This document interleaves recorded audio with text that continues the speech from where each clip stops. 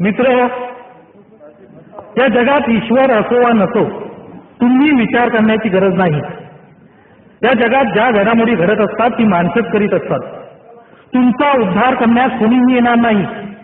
तुम्ही मनात आणाल तर तुमचा उद्धार तुम्हीच करू शकाल.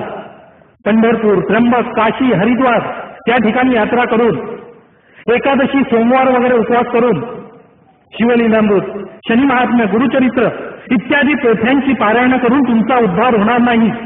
तुमचे वाडवडील हजारो वर्ष या गोष्टी करीत आले तरी तुमच्या शोचनीय स्थितीत तसूभर सुद्धा फरक पडला नाही.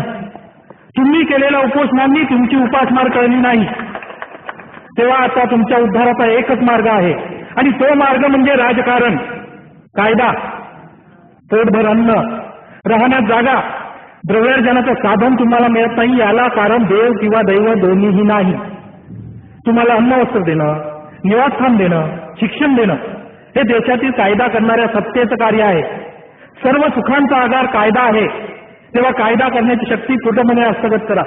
लक्षात ठेवा, समाज जागृत, सुशिक्षित व स्वाभिमानी असेल तरच त्याचं सामर्थ्य वाढेल. 100 दिवस मेंढरागत जगण्यापेक्षा एक दिवस का होईना पण सिंहासारखं जगलं पाहिजे.